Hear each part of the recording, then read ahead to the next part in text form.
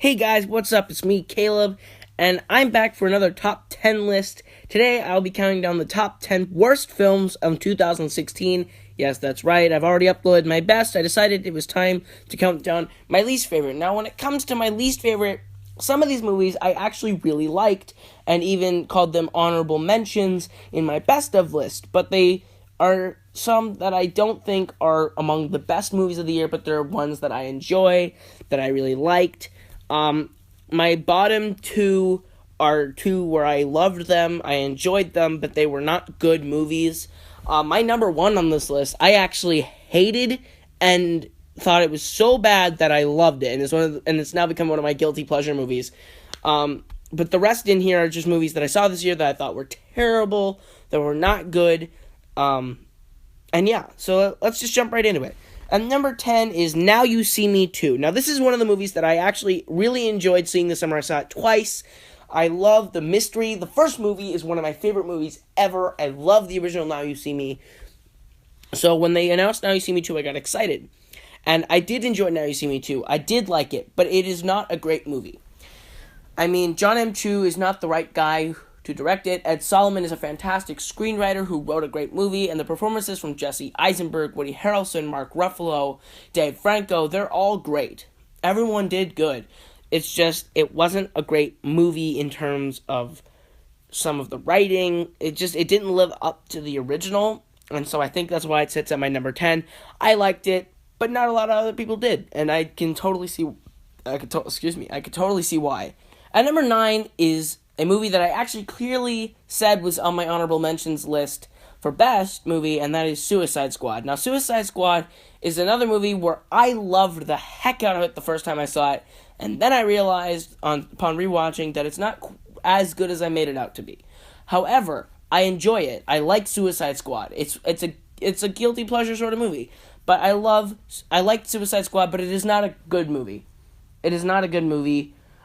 Will Smith's Deadshot is fantastic. Margot Robbie's Harley Quinn is fantastic. Viola Davis' Amanda Waller is amazing.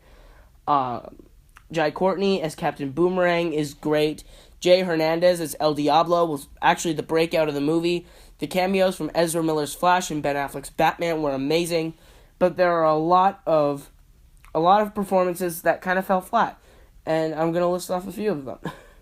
One of the performances that didn't work with me was Cara Delevingne as the Enchantress and Joel Kinnaman as Rick Flag. I did not like either of them.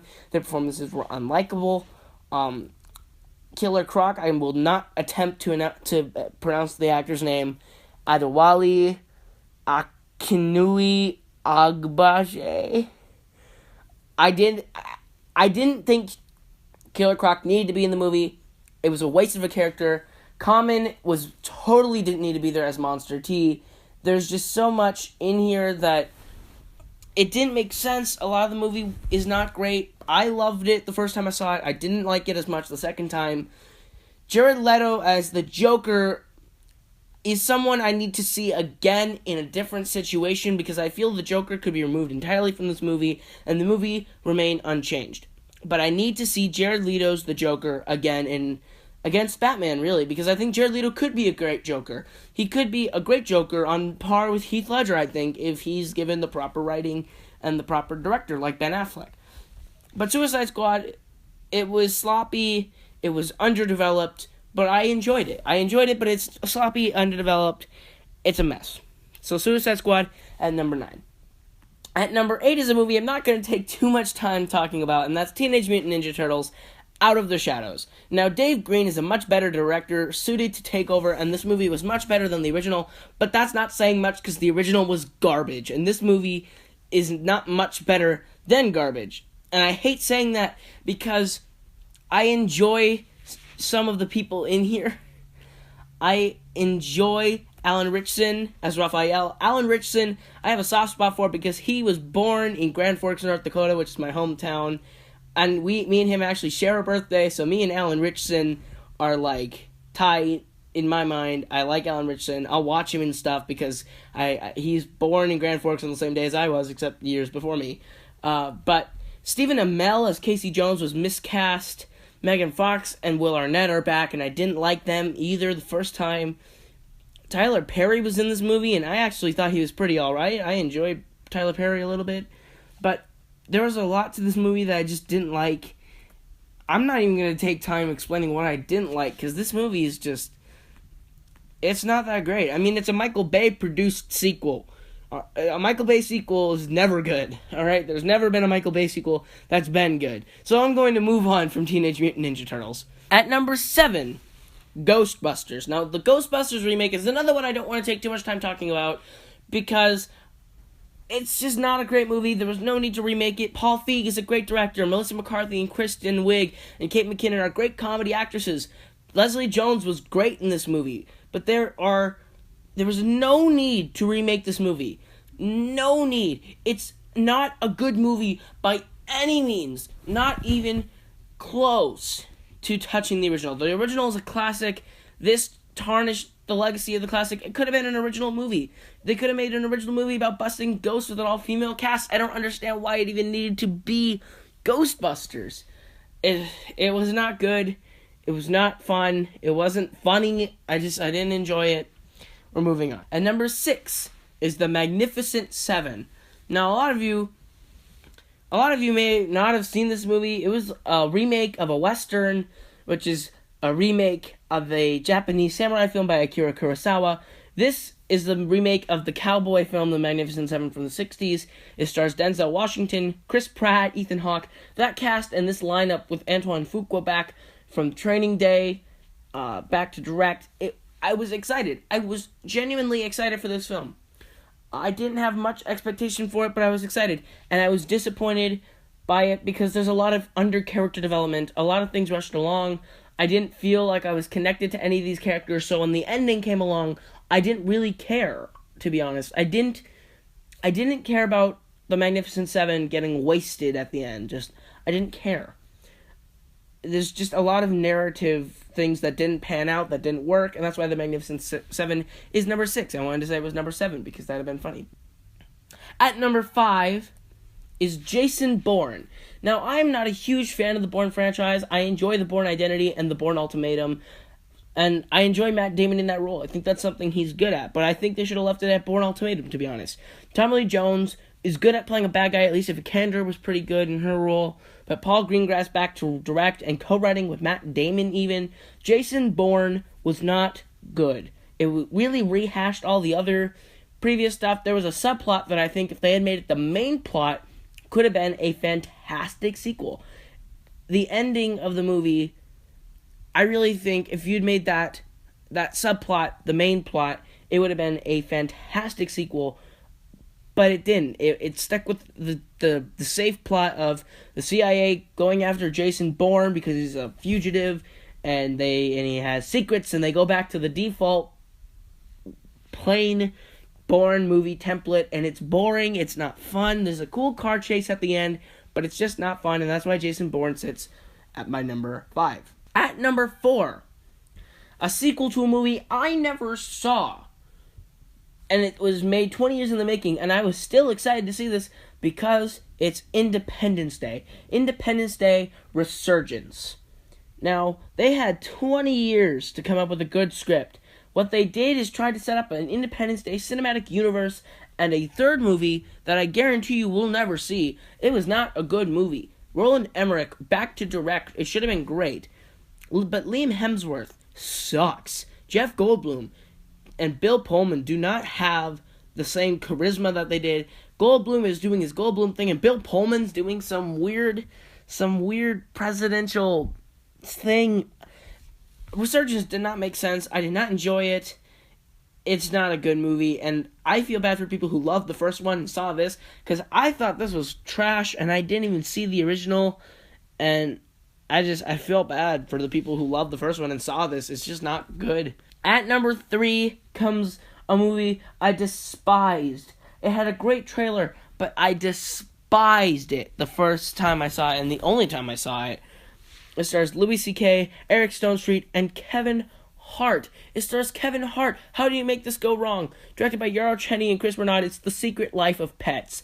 The Secret Life of Pets could have been something great. Instead, it's this watered-down, kind of weird kind of darkish, not really dark. It kind of dips its toes into being dark, obscure, really weird Toy Story ripoff with pets, and it's not good. It's really not good. In fact, it's boring, and it's not. I don't really know what to say. The Secret Life of Pets actually makes me mad. This is a movie that makes me really mad because it has a great trailer, and it's one of the worst movies of the year. One of the worst movies I've ever seen.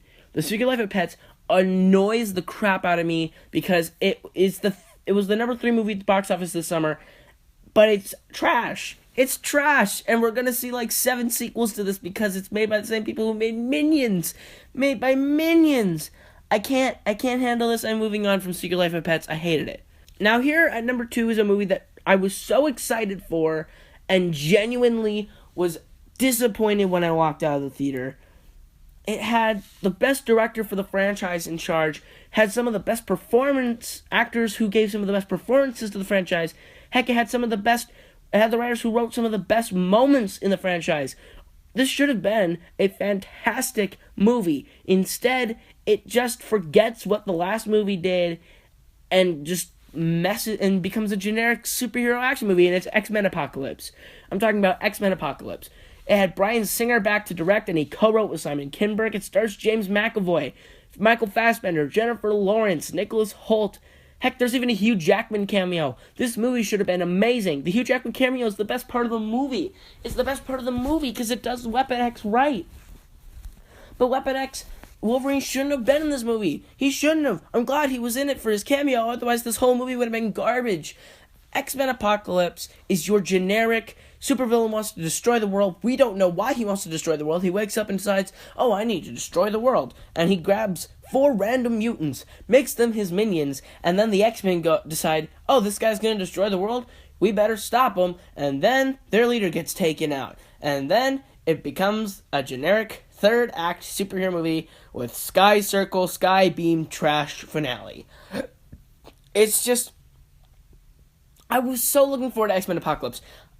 This franchise had been going so strong with films like X-Men First Class, The Wolverine, Days of Future Past, Deadpool, Logan coming out next year.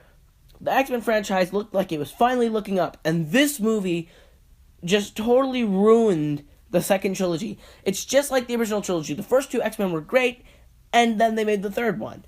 And then they made the first Wolverine movie, and then the second one was good. I actually enjoy X-Men Origins Wolverine. I'm not knocking that. The Wolverine franchise has actually been really solid. However, the first 2 X-Men were great, the third one was garbage. So when they did First Class and Days of Future Past, I was really looking forward to Apocalypse because I thought it might be the first X-Men trilogy to go all the way through and make 3 solid, fantastic movies, because First Class and Days of Future Past were fantastic, and Apocalypse is the worst X-Men movie ever. It's worse than The Last Stand.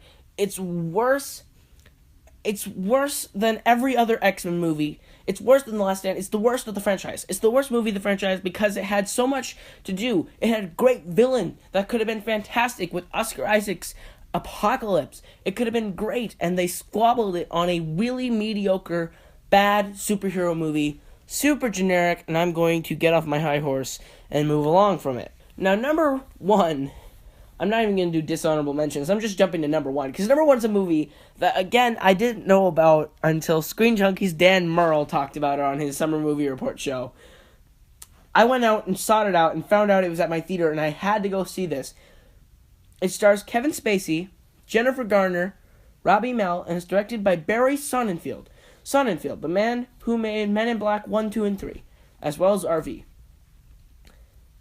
Makes the worst movie of the year. That I actually fell in love with it. It's a guilty pleasure movie and a half, but it's terrible. It's so bad. It sounds like it could have been a great movie in 1992 when we didn't know better, but this movie is terrible, and it's called 9 Lives. It's about Kevin Spacey, who definitely does not want to be there in that movie. He doesn't want to be there. He's doing this because someone had his daughter with a gun to his head and said, you're going to do all this. It sounds like that. I don't know if that's true, but that's what it feels like. Kevin Spacey plays the stuffy businessman, and he gets trapped inside the body of his family's cat. And it's ridiculous. It's a ridiculous movie. I love it. It's so ridiculous that it's so bad it's good. It's so terrible that it's really fun to watch. So 9 Lives was the worst movie of the year by far. By far. It's become one of my favorite guilty pleasure movies ever. I highly recommend renting this just to see how bad it is for yourself. It is so terrible that it's good, in a way. 9 Lives, number 1. So that was the 10 worst movies of the year of 2016 for me. What do you think? Were there movies that should have been on this list? You should let me know in the comments below, or make a video of your own, because that's what's fun about these opinion videos, is that you can go make your own and everyone will watch them, because it's an opinion video. So yeah, I hope you enjoyed, and I will see you all later when I make my best and worst songs of the year list of 2016.